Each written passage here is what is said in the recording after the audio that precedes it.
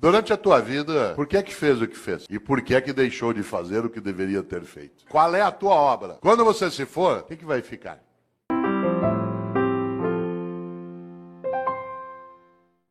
Talvez algumas pessoas não saibam, mas até o século I a.C., até o século I a.C., no mundo romano, o ano se iniciava em 1º de março.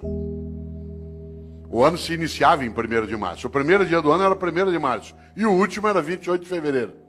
Foi Júlio César que alterou o calendário e colocou janeiro e fevereiro no início do ano. Pouco a pouco o mundo foi adotando o dia 1º de janeiro como o primeiro dia do ano. O único país do mundo em que o ano continua começando em março é o Brasil, né, que é um país clássico, né, um país clássico que não aceita essas modernidades de Júlio César. E para nós, não é março, ainda não começou, né?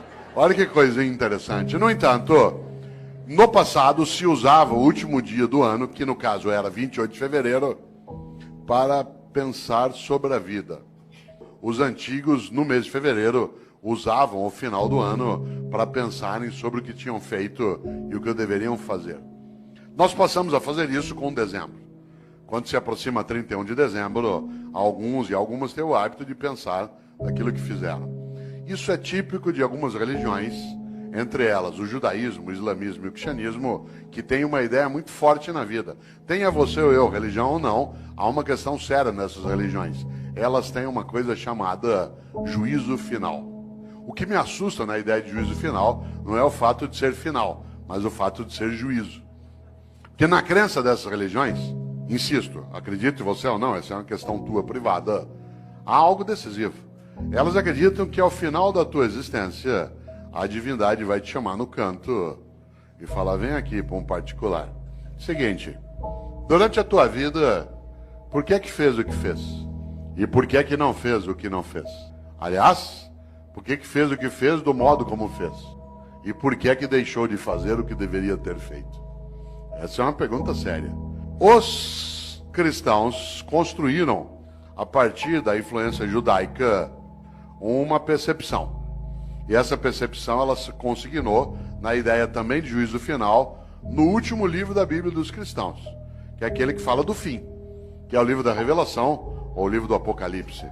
E se você observa, lá no livro do Apocalipse, no capítulo 3, versículo 15 e 16, os cristãos escreveram: Deus vomitará os mornos. Deus vomitará os mornos. Aliás, a frase completa é: porque tu não és quente nem frio, hei de vomitar-te. Olha que frase forte. Conhece gente morna? Gente que não é quente nem fria, gente que é mais ou menos, que é quente ou frio não, que não cheira nem fede. Sabe gente morna?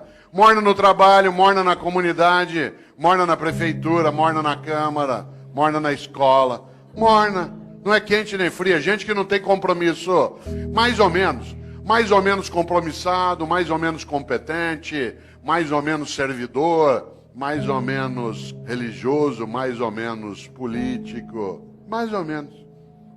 Deus vomitará os mornos. Sabe aquela pessoa que é morna? Morna no casamento. E aí, como é que está o casamento? Ah, ruim com ele, pior sem ele. Morna na comunidade. E aí, como é que está o debate em Campinas sobre a política? Ah, vamos levando, né? E aí, lá na prefeitura, vamos ver o que dá, né? E a escola, como é que tá? Não sei, vamos ver. Falta pouco para eu aposentar. Deus vomitará os mornos. Gente que é morna na amizade. Você vai apertar a mão dela, com licença, ela dá só a pontinha do dedo. Você aperta aquela minhoca desmilinguida. Você vai abraçar, a pessoa abraça meio de lado, meio parece que tem nojo. Sabe gente que economiza afeto? Pessoas que esquecem que afeto e conhecimento é uma coisa que se você guardar, você perde. Gente que é morna na cidade, morna no casamento, morna no serviço público. Morna, não é quente nem fria. É morna na religião. Conheço gente, por exemplo, que vai a um culto ou a uma missa. Um dos meus sobrinhos é pastor presbiteriano aqui em Campinas. E às vezes a gente brinca, né, sobre isso, curiosamente. Porque tem gente que vai a um culto ou a uma missa e escolhe o horário da missa, por exemplo, pelo tamanho rápido que ela tem. Se eu vou à missa das 10, naquela igreja que o padre faz uma missa rapidinho. Então vai para quê? Ou você acha que teu Deus é tonto? Você chama ele de todo-poderoso, ele não sabe que você escolheu uma missa curta. Atenção, Deus vomitará os mornos. A vida é muito curta para ser pequena. E nesta hora, uma das coisas que dá inutilidade, superficialidade a uma vida é aquela em que a pessoa não percebe e nem pensa qual é a obra que ela tem. Eu, quando era secretário de Educação na capital, percebi um dia uma coisa muito interessante. Todas as vezes que um secretário vai visitar uma escola, e secretário de Educação visita escola todo dia, quem que ia comigo?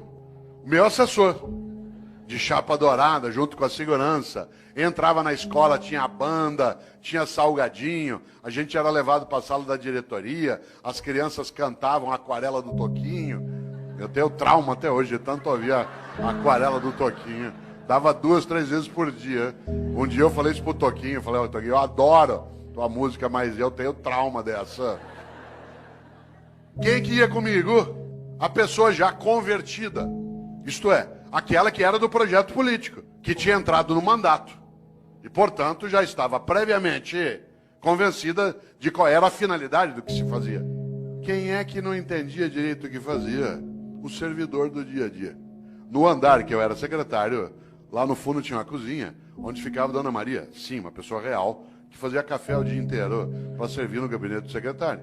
A gente vai recebendo pessoas e tomando café. No mesmo andar, lá no fundo, ficava um rapaz que tirava cópia xerográfica. No andar de baixo ficava a contabilidade, onde se fazia a nota de empenho. Sabe o que a Dona Maria achava que ela fazia na Secretaria de Educação? Café. Sabe o que o rapaz que tirava cópia xerográfica achava que fazia na Secretaria de Educação? Tirava cópia xerográfica. A moça que fazia nota de empenho achava que o trabalho dela era fazer nota de empenho. O que ela não tinha visão da obra. E por isso eles estavam na rotina do dia a dia. Não havia um entusiasmo. Um dia eu decidi mudar essa lógica. E decidi que em vez de ir comigo visitar a escola, com banda, com merenda, com criança, com tudo, em vez de ir quem já estava convertido, era melhor levar pessoas do dia a dia da secretaria.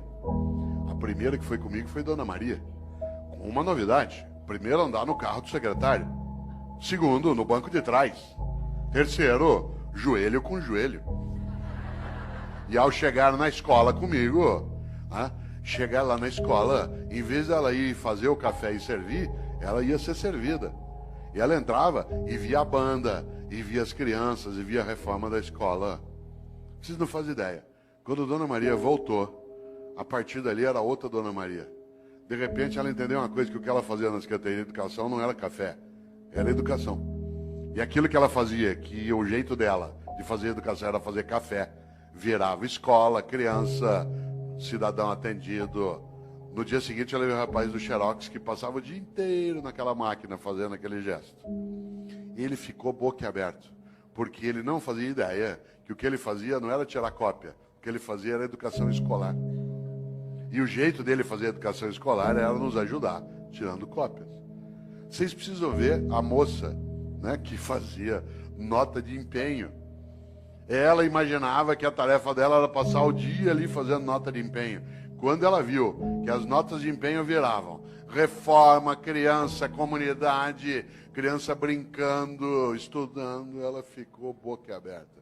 O que ela não tinha entendido? O propósito. O propósito. Isto é, qual era a obra dela? A obra não era fazer nota de empenho, era construir educação escolar numa comunidade.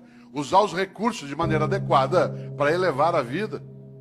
A partir dali, tanto faz quem era o governo. Por isso, vida com propósito. Algo que é muito perigoso, que é gente morna. Porque essa gente morna, ela, de maneira geral, ela acha que o que ela faz é só aquilo como um emprego. Isso é comum. Isso é comum, inclusive, a pessoas que no dia a dia, você sabe, eles argumentam que ele vai ser mais ou menos, também pelo salário que me pagam. Você já imaginou esse princípio aplicado ao corpo de bombeiros?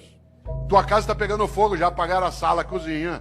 De repente você olha, o bombeiro está enrolando as mangueiras, guardando. Fala, onde você vai? Ué, 5 horas, é o meu horário. Então, mas está pegando fogo lá. Não, mas é o meu horário, me paga até essa hora.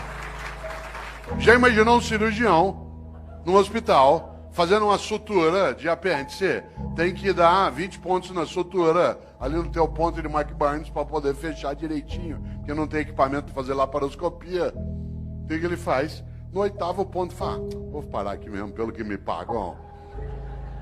8 pontos tá bom já.